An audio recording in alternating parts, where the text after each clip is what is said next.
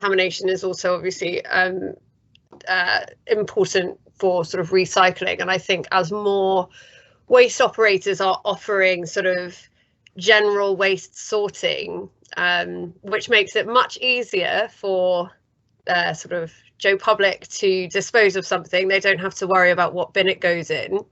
But as more waste operators offer that sort of service where they take everything away and then sort it, we are certainly coming upon, which is sort of solving the recycling contamination issue, but then, you know, coming upon other problems. So I did notice that there was a question about sort of the classification of waste, and it's absolutely correct. So dog waste is no longer a hazardous waste, but it can be termed as offensive if your bins are, so if you are sort of collecting over a certain amount, and I'll have to go away and sort of find out what that threshold is meant to be, to see whether that's helpful. But yeah, so if it's sort of one bag in a large container, then that wouldn't be considered really to be sort of need to be handled as offensive waste. Whereas if you were running a cattery and you were sort of disposing of high quantities of cat litter, then you would need to sort of consider that separately. And on that note, I do have to really applaud Keep Britain Tidy, who in certain of the sort of litter composition studies that we do in fact go through all of those general waste bins and classify the dog fowl as one of the content items. So a real dedication to duty there from those researchers. But yeah, I mean, is that sort of a shared issue here that you've sort of come upon, and maybe the reintroduction of dog waste bins is a solution, but then we're sort of going back almost to where we started because we wanted to make it easier, I suppose, for people to dispose of dog fowl.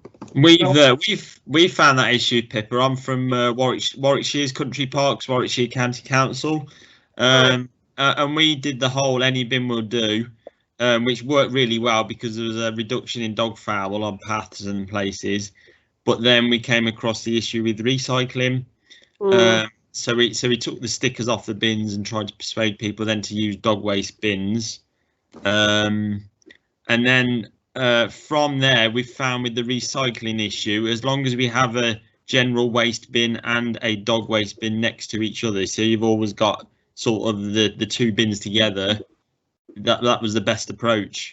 Yeah, my instinct is certainly to agree with you, and that's what we try to promote with recycling. That we promote sort of co-locating recycling bins with general litter bins. Yes. And obviously using images, brightly coloured bins to make things noticeable.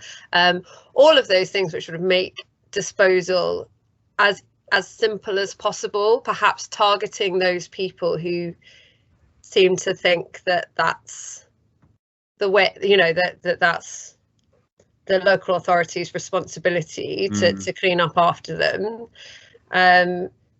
My personal view is that personal responsibility really should be a strong message where possible, and I think that in sort of large outdoor and recreation spaces, that is a message that we see much more often than in, for example, town centres, purely because of access, availability of bins and bin infrastructure. So yeah, I mean, interesting to hear more from you, James, if you want to sort of drop us a note on how that has happened to the sort of litter@defra.gov.uk email address. Really happy to hear more from you about what you tried, what has and hasn't worked. Maybe as we sort of the waste sector doesn't stay still. It solves one problem, but kind of you can end up with others. So really, it's important for us to hear these issues. Yeah, no, that's great. Thank you. Of course. Yeah, I was just going to pick up on the sort of litter, the no litter, take the litter home type approach. The New Forest National Park, which is a very peculiar setup if you're not aware of it. So you've got forestry enterprise have a lot of land ownership in that area. It's all common land. There's something like 130 car parks, which the Forestry Commission, Forestry Enterprise sort of operates. It's a really odd area for that, but they've got hardly any litter bins out on their sites at all. They have, across the national park, take the litter home approach. So, and that now includes one of our sites. We manage Leap Country Park right on the Solent at the bottom of the New Forest, where we've adopted the same approach. During COVID, we've had to put in a couple of bins, purely because of additional disposable waste from cafe, where we've been doing takeaway, so we to do that through finding it wasn't quite working in the way that we'd want it to. We're looking to remove those again soon, because I think as long as they're there, the message is lost. But we do find that where we've got a bin next to our catering outlet, essentially for, I don't know, ice cream wrappers or something like that, when someone buys an ice cream, they tend to get used by people and fill up really quickly with their cans of pop that they've brought, you know. But in general, that works really well. We have moved to selling our own recyclable cups from those, and recyclable drinks bottles from those sites. And we do free water fill-ups on that site as well. So that fractions that quite a lot. But for a site which is on the coast, actually, it's probably the lowest by a significant margin on the ones that we do litter picks on. Purely because the litter's not there. Sorry, that's what I'm trying to. We just have the litter picks there.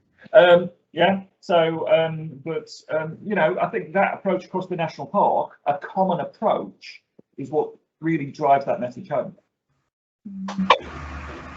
Yeah, I was really shocked to see Lizzie's statistics about people sort of thinking that it was impossible to, you know, it's not possible to take my rubbish home, and that's a quite significant percentage of people as well. Like, and you know, it you know, my brain is ticking about how we what we need, how we need to explain that, you know, to people. And you know, we've worked in more of the roadside litter space. We've worked on sort of keeping car bins. Providing some organisations have provided long distance hauliers with a particular sort of container for their litter, so that they've got somewhere to put it. It's easy to empty, it's easy to clean, you know, washing machine, etc., to sort of prevent people from out of the window.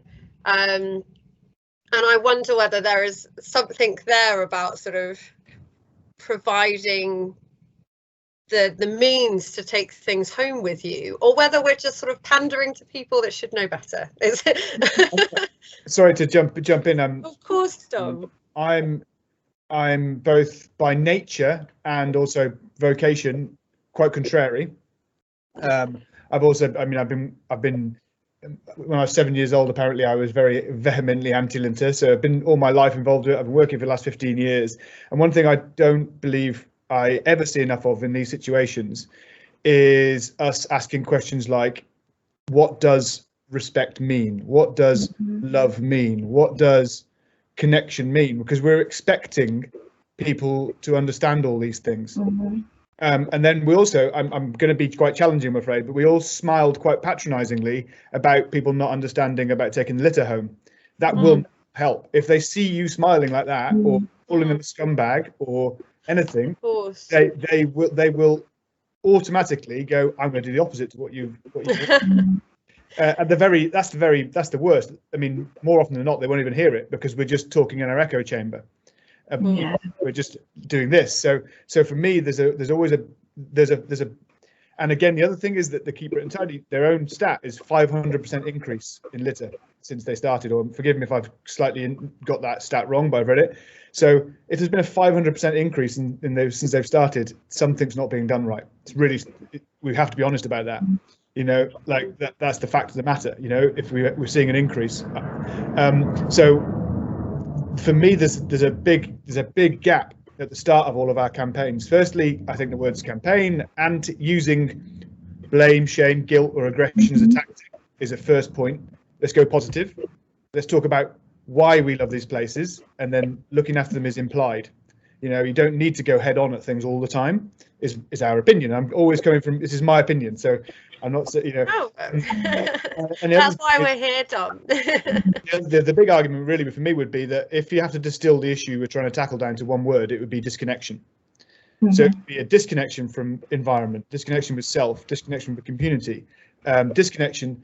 And the great thing about that, though, is that must, if that's even half true, that must therefore mean that the solution is connection.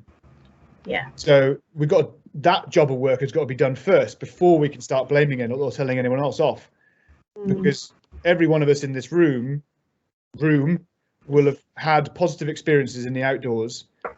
We didn't just get born fully formed environment people who care. We had positive experiences that gave us this framework.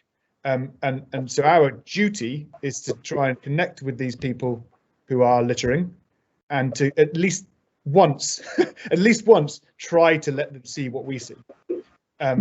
If they ignore us, then bring the punishment and enforcement in. But I think way more needs to be done on the positive connection front first, or not first. I believe in a carrot and a stick, you know. So, but just the stick means that when people aren't watching or the stick isn't being held over you, they revert. It's very refreshing to hear, Dom, because our focus is very much, you know, we want to make it easy for people to dispose of things correctly, and we want to educate people and encourage them to do so. And unfortunately, rather a lot of messaging tends to be around just more enforcement, whereas we would suggest that better and educational enforcement is really key to long-term behavior change. And yeah, I think that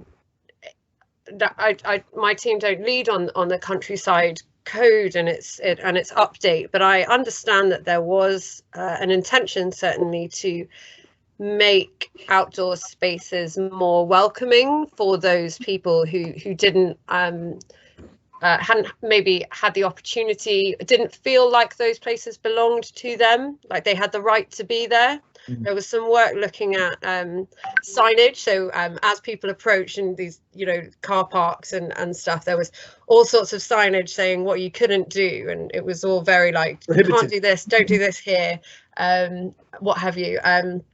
But very, you know, potentially, you know, a welcome to sign, but no kind of real push to engage with the various things that are offered. And yeah, I do think that that's important, and we have such an opportunity now as people are kind of you know, making more of the tourist opportunities available in this country, to really build on that messaging. And I think it's important, Dom, I'm really glad that you raised it, because it's important for us to think outside of, as you say, our echo chamber. The kind of idea. Oh, sorry, John. No, I was saying I tend to agree. You know, in many ways, whenever we are trying to write a "don't do this" type statement, we've learned over the last few years that actually you're better off by saying, actually, as a consequence of doing this, it's happened. Yeah.